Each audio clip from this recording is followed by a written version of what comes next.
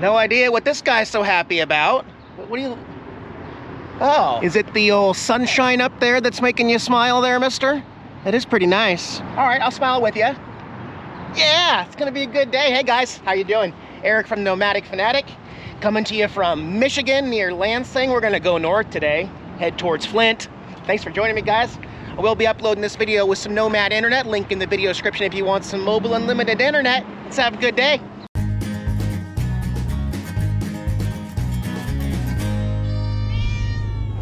So I got a bummer of an email this morning. As you guys know, I need new camshafts and I ordered a timing kit and everything from Rock Auto.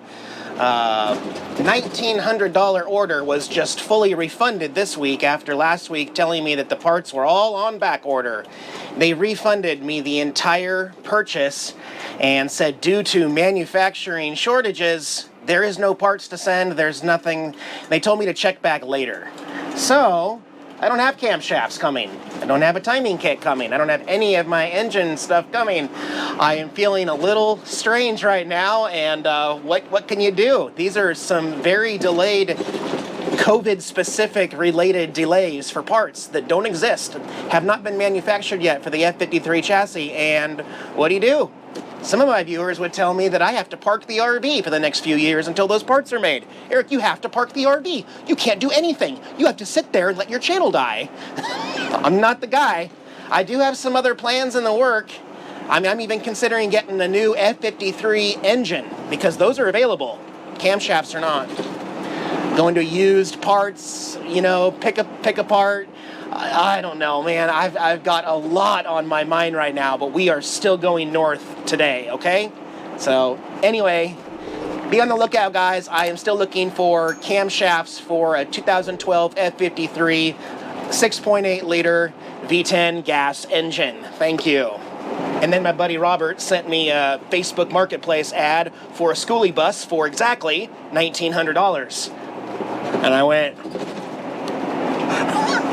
no, I'm not jumping into it right this exact second. Did I say I was in Lansing in my intro? That was incorrect. Lansing is farther. I don't know where I was in the intro. I'm in Fenton now, full of artsy-fartsy stuff. Guy riding a bike with a javelin. Yeah. Oh, hey, this one's actually got a title. It's called Iron Man by Todd Kime, and it can be yours for $5,800. Is marijuana legal in Michigan? Am I driving okay? I think we're parked, man. Little Grateful Dead monument here. Oh, excuse me, they call him the Grateful Fred. Grateful Fred here, made out of metal. Complete with guitar strings and his microphone. It looks like he's got a cigar made out of rebarb in his ashtray there.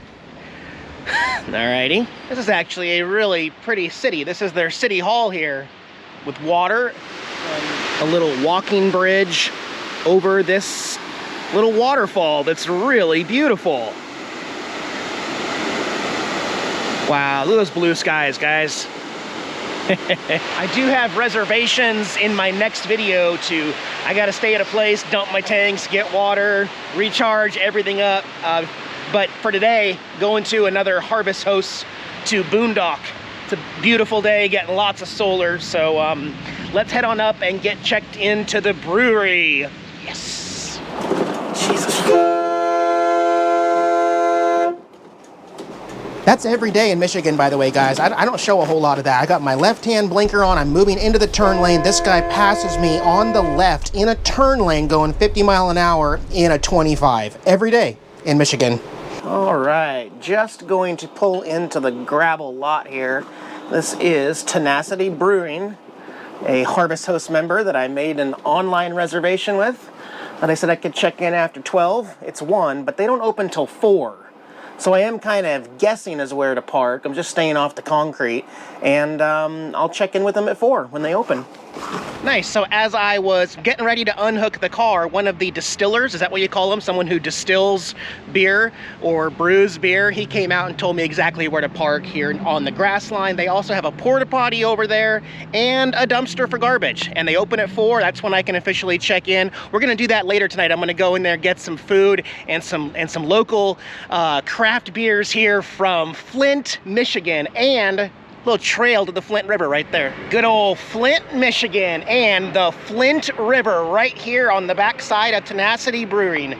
You know, Flint, Michigan probably still gets a little bit of a bad rap. I think no matter what country you live in, you've probably heard of the water crisis of Flint, Michigan that started in 2014, and actually, I don't really think that crisis has ended because they never actually prosecuted anyone. But they have assured me that the water here is now safe to drink 100%, so can't be scared.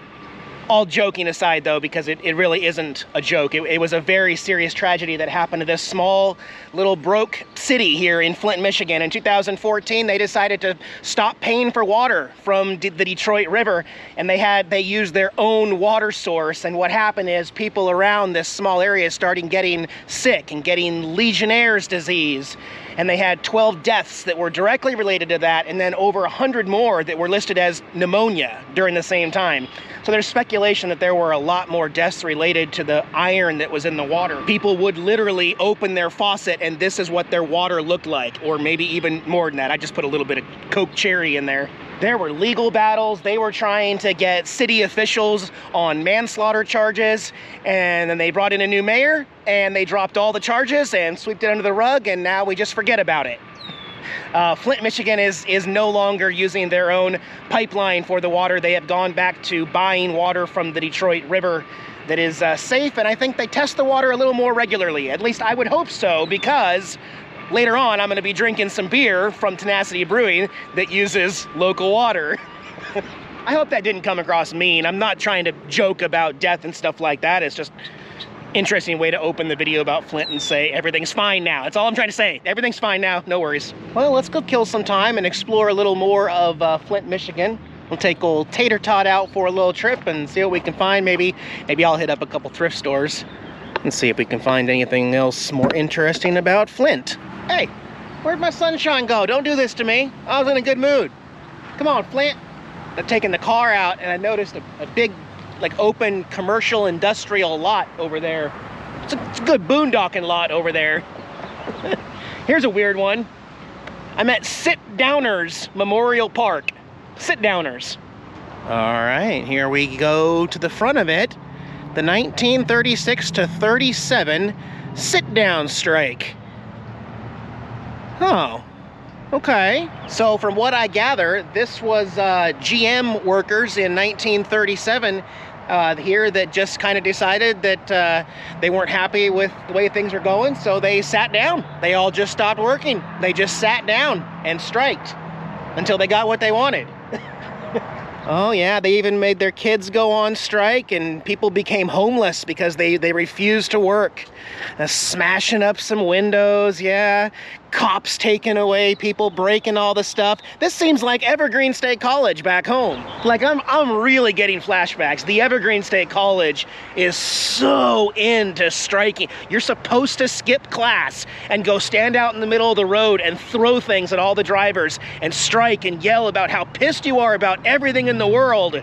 I don't mean to be selfless there. If you feel like you need to go on strike, that's awesome. I'm just, you know, if you think it doesn't affect other people, you know, like back home, our hippies there, they don't even know what they're doing. They put the dumpsters out and block the trains they're going out because, oh, that's encouraging military and we're anti-military.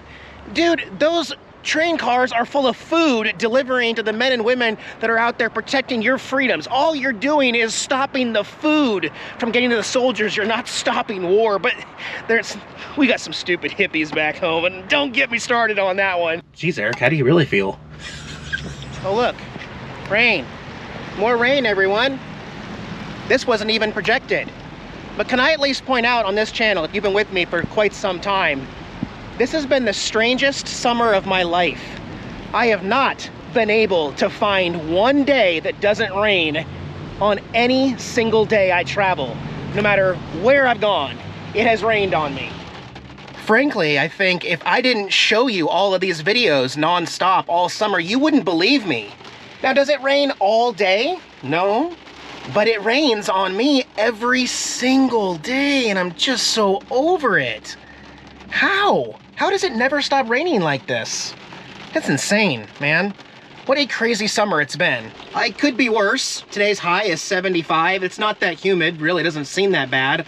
There's places that are over 100 degrees right now watching this saying, "Oh, I'll gladly take that rain." Yeah, okay. But will you take it every single day all summer? It's getting old. It's really getting old. All right, well, I am back and the brewery is now open and I had a lot of fun thrifting in the rain. Let me show you what I got. A bunch of Mickey Mouse scores that I've never even seen before. This one, his eyes move up and down. It's a kid's toy. I still collect kids' toys because it's Mickey stuff. Little baby Mickey there. Little round fluff ball Mickey. Another Mickey. This one's Mickey Mouse Musketeer's tambourine. I just got one of these 3 days ago. A Mickey Mouse comic book.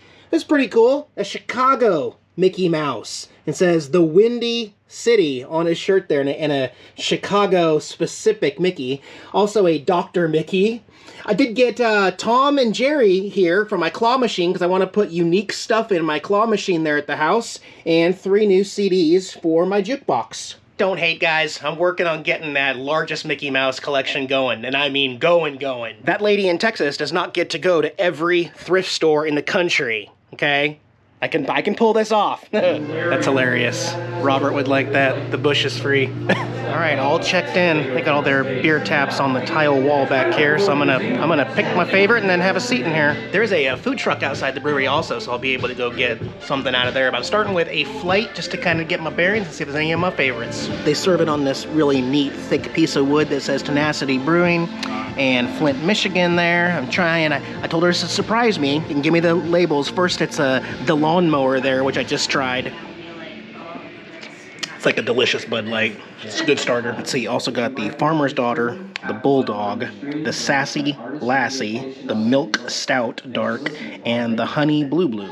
By the way, this is definitely a fancier brewery than I'm used to, and I was not expecting. They have drinking rooms, as you can see. It's like, I feel like I'm way underdressed. I should be wearing a suit and tie. But I picked my own little room right now, so I guess I'm good. All right, my favorite was the Milk Stout. Second favorite was probably Bulldog. I'm gonna go grab some food in that food truck.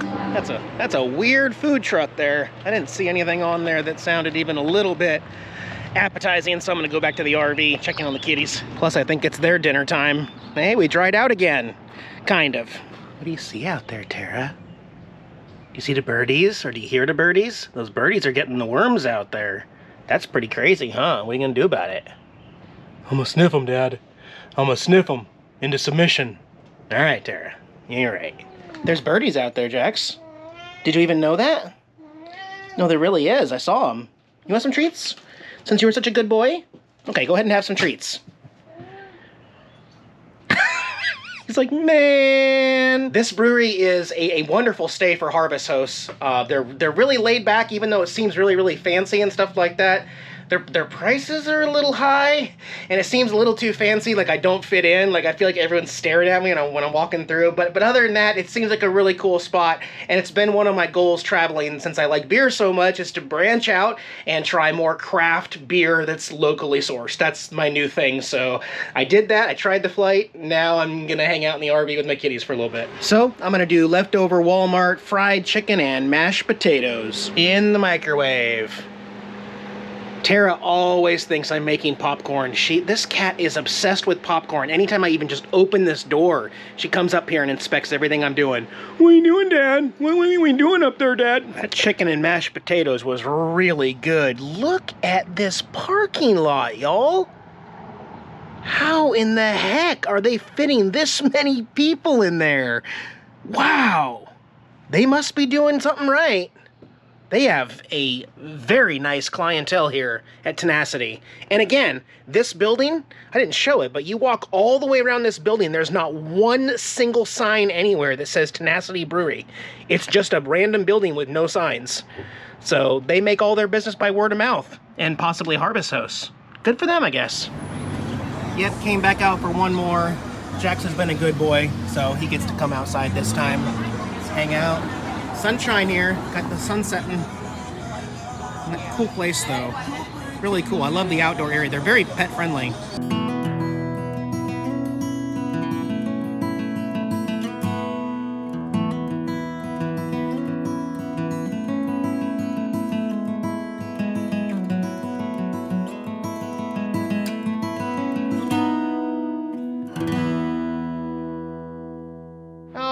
It's late now. The brewery has all closed up. Most of the patrons have left. There's one other camper van on the other side over there. You probably can't see anything, it's too dark. But anyway, it has quieted down. I've been editing for a few hours and I'm getting ready to edit these last few time lapses and everything and go to bed myself. But wanted to talk about water real quick. I know maybe that's kind of awkward talking about water in Flint, Michigan, but I do get this question quite a bit on the road. I've been doing this for 11 years now as far as drinking straight from my tap from water that I get from all over the country, whether it's an RV park, a rest area, or anywhere that has free water available. I drink it straight out of my tap unfiltered.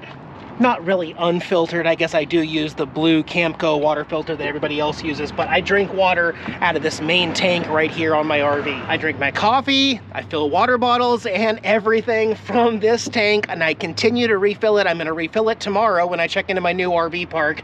Here's the thing. Let's go inside. Because I can't think of one RV friend like me who drinks water from their tank, from their faucet. Literally, everyone asks me, how do I drink water out of this faucet through my water pump and my onboard water tank? Maybe it's just different for me, but I'm constantly traveling. That tank that I just showed, I'm constantly topping it off. Therefore, there is no water taste change. That tank is already half full right now. When I put more water into it, it's just gonna add to the other flavor.